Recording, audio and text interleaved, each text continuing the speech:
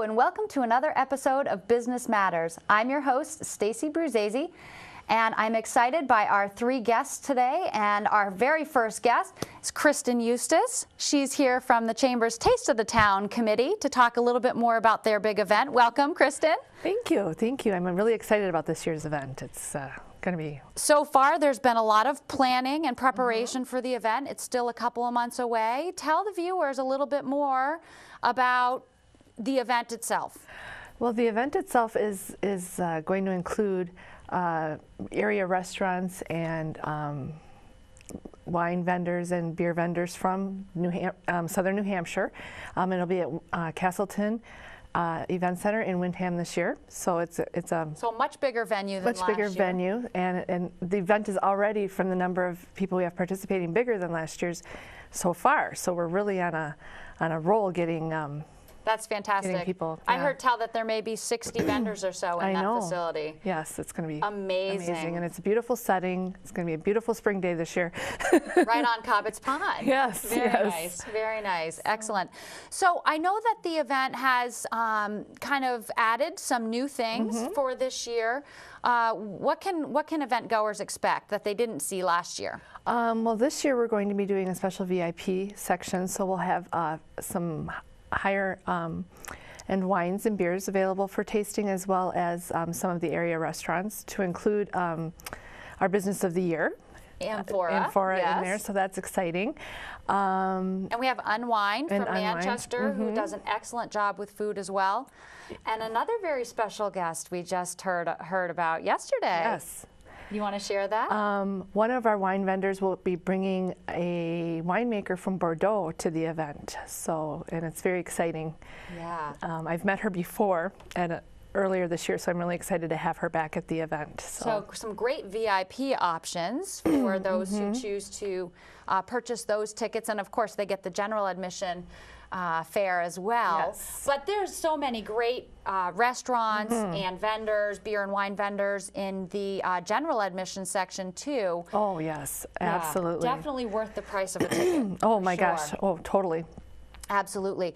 And there's some goodie bags, I hear, and hopefully souvenir glasses again, and all of the things that were there last year. Things that are important, yes. Fantastic. So the event, I know, in the past has sponsored the scholarship, and will it be the fundraiser for the scholarship? Yes, this will be the scholarship fundraiser. It is the scholarship will be the Kyle B. Ross Scholarship this year, so we're really excited and hope to raise a lot of money for that. Yeah, so right, and I know the scholarship committee is working hard to raise some funds along with the Taste of the Town committee, so that we can not only offer more scholarships, but increase the dollar value on those scholarships as well. Yes. So this is a huge step towards doing that. So thank you in the committee. What else should attendees or potential attendees be thinking of or be aware of in coming to the event? Anything else? Well, we will have a cigar vendor this year, which we didn't have last year, so we're very excited about that. I know there's a lot of people that kind of look forward to having that at these types of events. Right, having a cigar with your glass of wine, yes, maybe. Exactly, exactly. So that'll be new this year as well. For the Taste of the Town. Excellent. And looking at the list, I was so excited to see the number of local wineries and breweries, and of course restaurants, but we're just starting to get so many new and unique businesses in southern New Hampshire. Yes. What has your response been, or what have you seen coming in this year that's been a little different than maybe it was last year? For the Taste of the Town? Just the variety of vendors, the number of vendors we have, and new vendors, and the fact that people are actually seeking us out.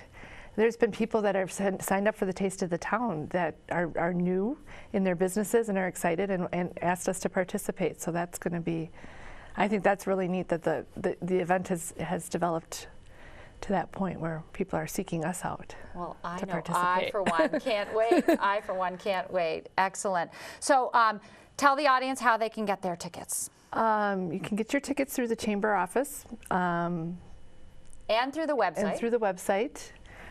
Absolutely. Or if you happen to know any of our Taste of the Town committee members, they also will have tickets available and are happy to put some on reserve for you if you want to call or email, or happy to hand them to you in your hand.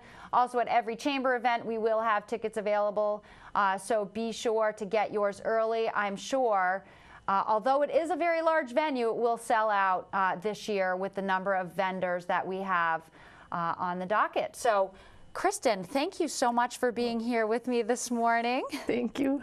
This is going to be an exciting event, and I definitely look forward to it.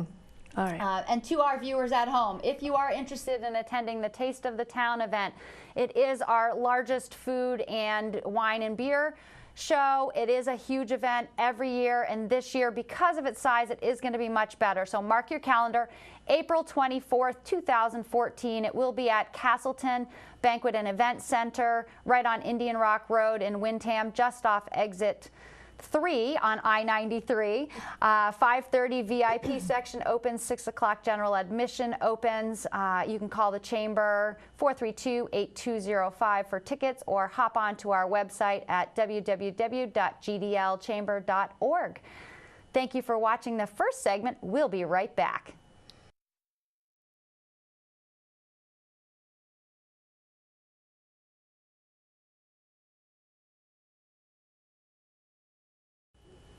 Welcome back to Business Matters.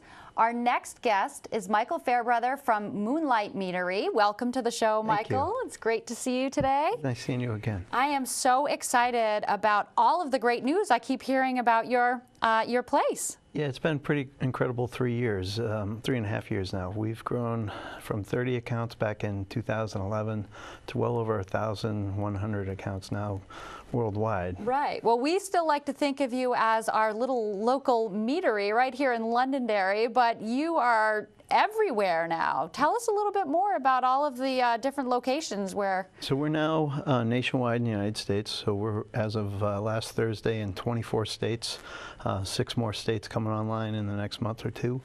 And as of a few months ago, we're now nationwide in Australia as well. That is fantastic. So how have you managed to make that all come about in such a short period of time? Well, one thing I never understood as a young man, when you make a woman happy, she tells anybody she can talk to. My word-of-mouth advertising has been off the charts. We have recently added a couple new employees to the mix. We've hired a director of national sales who's specifically in charge of the rest of the United States, giving Bernice a little time to focus here on New Hampshire and California, which obviously we do a lot of sales here in New Hampshire and California. And we've hired a gentleman to manage Massachusetts for us, and we've seen our Massachusetts sales quadruple in the last month. Excellent, excellent. So in Massachusetts, are you being sold mostly through the liquor stores, or do you have other outlets that? Restaurants, package stores across the spectrum, and recently Trader Joe's just added us to the Nashua and Portsmouth stores. Oh, that's wonderful. That's wonderful. And of course, people can still walk in and get a tour, can walk into your location in Londonderry, get a tour, taste some samples. I hear there's something else going on over there at the Londonderry location too. Bernice is always looking for new opportunities for us to help educate consumers. So we've added a honey bar. So we have 4 different types of single varietal honeys, and we're about to add some honey for sale at the meadery as well, so people can taste and actually buy. Whereas right now you can just taste them, but we'll have pretty soon a retail shop for honey as well. Excellent. So we can come in, taste the honey. Yeah, try some then mead. Taste the mead. Yeah, it goes See well which together. honeys go into which meads. Yeah, that sounds like a fantastic tour. And you're still, of course, doing the tours. Yeah, we do tours and tastings 7 days a week on the half hour. No reservations required. We do charge for the tastings. We offer small glass or large glass, but the real nice feature about our glassware is anytime you come back, free tasting with purchase. So you bring your glassware back and you can try, and we are always coming out with new flavors. Right. I've been in there. I'm always amazed by the selection. Probably the largest selection of, including wines and beers, that I've seen anywhere at your meads. We make more mead than any other meadery in the world. We're now considered the largest craft growing meadery in the United States.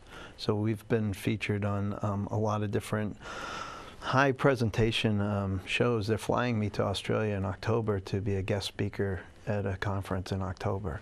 Well, congratulations. Thank you. Congratulations. Speaking of congratulations, you've recently won a couple of awards, new awards. That's correct. Last fall, we won the Samuel Adams Brewing the American Dream Perfect Pitch Room competition for the Boston region.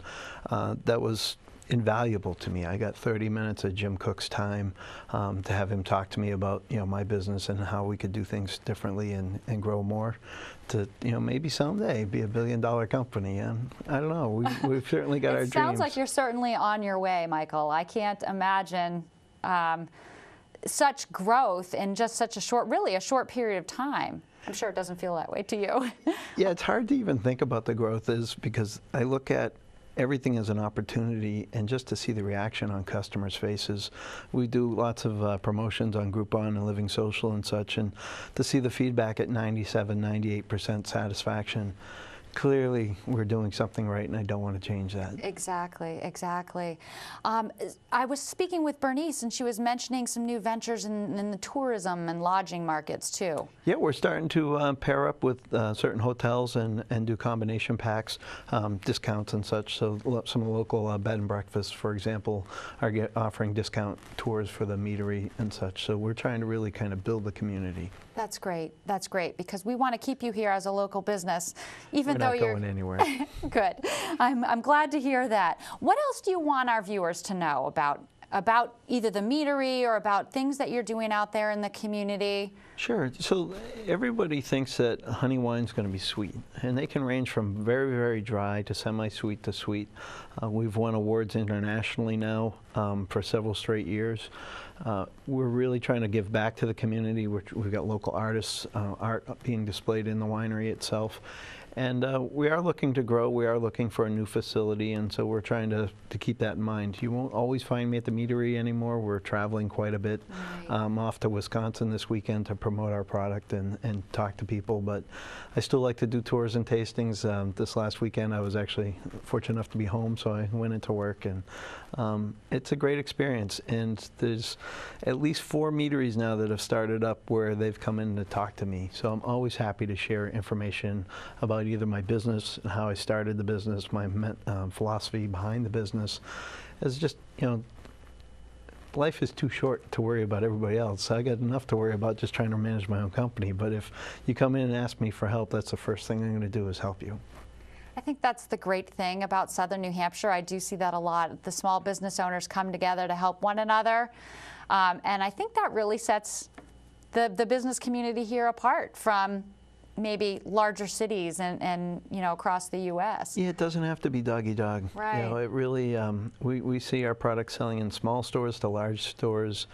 We try to find creative ways to just give somebody something different to try. Think about how we all like things different. Right. Nobody wants the same thing every day. I mean, my mother taught me about cooking when I was a child, and she taught me to think about flavors. I make each and every single mead for myself, because if my customers don't like it, that's okay. I get what I like. Exactly, and that's the important thing. Good. Excellent. Well, for those viewers who haven't been to your location or haven't yet tried your mead, tell them where they can find you, how they can contact you. Sure. We're located right off of Londonderry Road here in Londonderry, New Hampshire, so 23 Londonderry Road. We're open for tours and tastings every day at 11 a.m. We start every tour on the half hour. Open most days till 5, on weekends, Friday and Saturday till 7 p.m. But you can find us in your state liquor stores, Market Basket, Hannaford, Shaw's, Bert's Better Beers up in Hooksett, to your local mom and pop, Lazy Dog. They just added us, great new account. And anywhere you buy your wine or beer, you can find our meads. And if you can't find it, ask for it. That's true, you can ask for it. And they also have a really great romance package if you're looking for a gift, and they do gift baskets, I know, because I've been in there to get those before. So all around, you definitely don't want to miss an opportunity to check out Moonlight Meadery right in Londonderry. Thank you so much for coming here today, Michael. It's great to have you. And viewers, definitely look them up on the web. You won't be disappointed. Stay tuned. We'll be right back.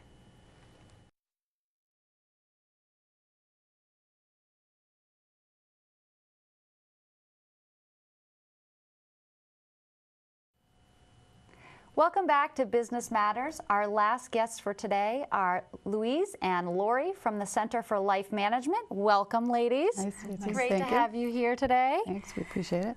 So Center for Life Management is definitely not a new organization. You guys have been in town in Derry for a long time. Great nonprofit organization. And I'm not sure if everybody knows who and what you are. So let's start with a little bit of background, maybe a little history and overview of what Center for Life Management is all about. Sure. We have been in the community a long time. We've actually been in the community for over 45 years. And we are the nonprofit community mental health organization. So we serve the greater Derry, Salem, Plastow region of the state and beyond. We do see people beyond those communities as well. We provide behavioral health services, comprehensive behavioral health services, really to all ages, starting from fairly young children, teens, families, adults, all the way through to seniors. We provide different services, so it's counseling, medication management through our psychiatric department, case management, supportive services, particularly for individuals that have more persistent long-term kinds of conditions. There's a lot of community support. We provide 24-hour emergency services to the community, so if anyone is having a psychiatric crisis of any kind, we're the organization that provides the support for that. So yeah, we've been in the community a long time and provide a lot of services for people. Yeah, and meeting some really, really important needs out there. Yeah, absolutely. So you mentioned that you serve the entire age spectrum, pretty much. Yep, absolutely. And I know that you have a lot of, obviously you have many counselors and therapists on staff to work with people of all ages, but I know that you have a lot of different groups as well that meet, like support type groups, and especially in the children and teen areas. Talk a little bit about why that's sometimes much more useful for them than just the straight counseling. Right. I'm actually probably going to let Louise address that question. Louise is the Director of Child, Adolescent, and Family Services, Dr. Louise Morin-Davey, and I'm going to let you pick that one up. Well, we find that groups are really a good way for kids to interact, whether you're a 3-year-old, 4 or 5-year-old, or a teenager. Sure. Knowing that you're not alone with these issues is really important, and they, in the group process, support each other and they learn from each other, which we forget that piece. So we do have a number of groups happening. Our most popular right now is the 5 to 8-year-old anger management group. It is already full. It's scheduled to start in April, but it is full, and we may need to start another group. But it's a great group. The clinician who runs it loves the population, and these little kids are kids that just need to learn how to manage their frustration. Sometimes they need to learn how to bite their tongue because we don't teach them that anymore. Right. We've forgotten those little things. Manners. Manners help. And so it's just teaching kids how to manage themselves when they get upset and angry, and teaching them the skills to do that and recognizing their feelings. So really I think it's a 5, 6, or 8 week group. There are times when we allow the parent or guardian to sit in because sometimes they're not really comfortable being by themselves in a group, and we get that. And so the parent or the guardian is really allowed to sit in with them until they're feeling comfortable enough to do that. Schools are actually doing a lot of the referrals, which is really kind of nice. So does a child need a referral, or if a parent recognizes, maybe some of these behaviors, excessive anger, et cetera, can they call and refer themselves? Certainly. All the groups that we have that are starting, with the exception of the emotional skills group, that particular group is for 14 to 18-year-olds, but the client they have to be a client of ours because of the type of the skills we're teaching. Sure. But all other groups, you don't have to be a client. You can call up to our intake department and schedule them to be seen and participate in the group, or on the flyers that we have out on our website. The name of the clinician is there, and they're free to call the clinician and just talk to the clinician about what exactly is going to be in that group. So anyone's welcome to do that. Excellent. For the teen group, do you find that they are, the majority of the teens are very willing to participate in the groups, or is there some resistance going in? Initially, there's a little bit of resistance. In our girls' self-esteem groups, there hasn't been. They really kind of bond and support each other and learn some really important skills. We just finished up a mindfulness group, which is primarily girls, high school age girls, and it was a lot of yoga, meditation. The kids loved it. It was a smaller group, but they just responded really positively to the skills that they learned and to each other, and they become more of a support network. And that's not all bad Absolutely. for our kids. Oh, we all need a support network. Exactly. And they learn the positive skills in communicating, and especially in this day and age, positive communication is helpful. Yeah, oh, absolutely. I Yeah. couldn't agree more. Yeah. I couldn't agree more. The most resistant group is the substance abuse group. Kids are highly resistant to participating in that group. Once we get it off the ground, kids do really well. We do have a clinician in a couple of high schools that does early recovery groups, and those groups are really off the ground. They're doing really well. Kids are asking to participate in that group. And again, I think once they connect with the leader, but also find that they're not alone, I think that's really the important piece. Right, that's huge. Would you say, are there, I feel like today, this day and age is so different for kids, even 20 years ago, and certainly 40 or 50 years ago. Would you, can you pinpoint things in the community or in the local environment that are really factors in getting, you know, kids needing to come in and either participate in your groups or come in for counseling? Talk a little bit more about that, what you've seen change. Yeah, we were having a little bit of a conversation before we came out to do the taping about that a little bit, but I think certainly Louise can address the substance abuse issues, the whole impact of social media and kids being so connected, whether it's video games or through social media, some of the issues that can come up around bullying and that sort of thing. But Louise certainly can talk to that more. And I think kids have a lot of pressure and put a lot of pressure on themselves. So we're seeing a lot of kids with more anxiety than what we had in the past.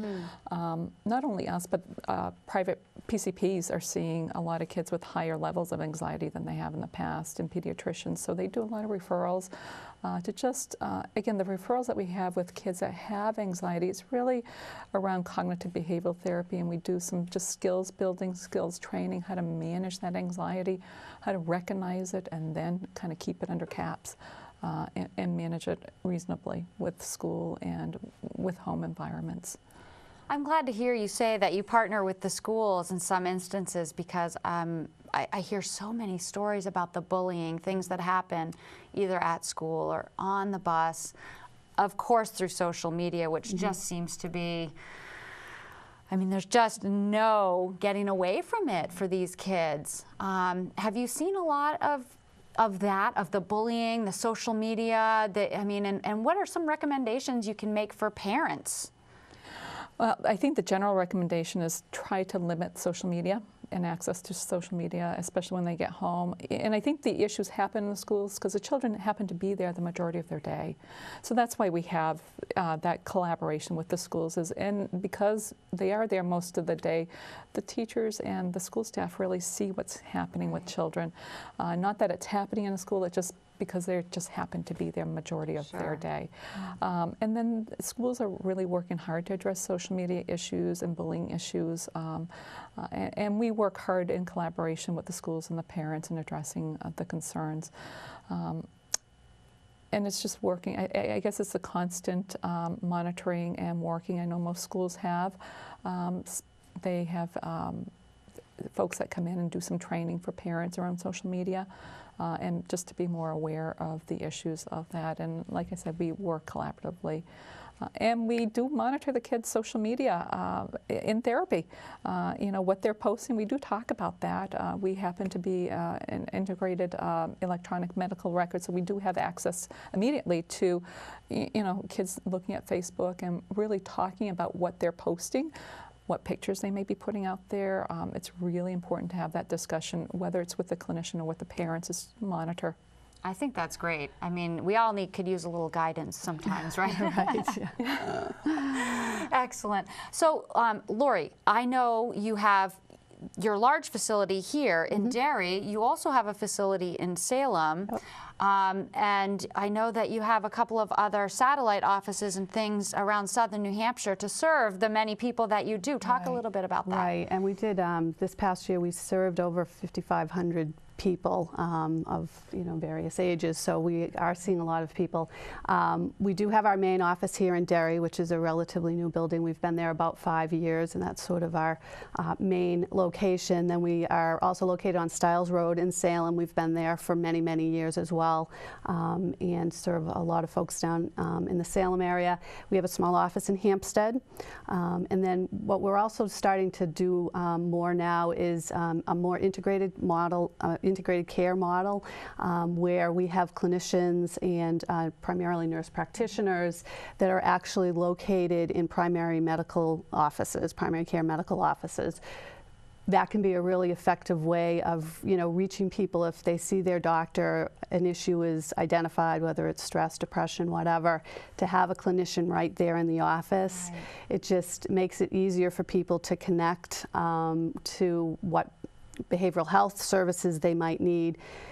You don't have to have that issue where people go home, they know that they should make a call and make an appointment, but they get back home and then that just follow through doesn't happen. Sure. So we're seeing more of that, and now we're in several different locations in the region in that capacity, which is pretty exciting actually. It is. I mean, just to have access to one of your facilities is probably going to be the difference for many people. Right, and I think one of the issues that we still struggle with for mental health services is that there does tend to be a bit of a stigma to seeking services. I think it's getting much better in that regard. People are, certainly younger people are much more willing to, accept that they need some help. But it can still be an issue for people that they're hesitant because there's a little bit of, embarrassment or whatever that they have this issue that they need help with. Right. So we try to encourage as much as possible that people don't use that as the reason not to reach out and get the help they need. So important, so important. Yeah. Well, I thank you both for being here. Is there anything else you'd like the viewers to know? I know you have so much information, you've shared a lot of great info so far. What else do they need to know? We would just like to make mention, we do one fundraising event. We are a nonprofit organization. We do have one major fundraising event for the year. It's always a fun one. It's a fun one. It's a fun one. It's coming up this year. It's going to be held on May 9th. It's a benefit concert and silent auction. And all the proceeds benefit the Center for Life Management Foundation. This year we're having a tribute band, Fleetwood Mix, Fleetwood Mac tribute band. So it is a fun evening. We deal with a kind of a serious topic all the time. So to be able to have this concert and kind of have a little fun and a more lighthearted evening it's a really nice event for the organization.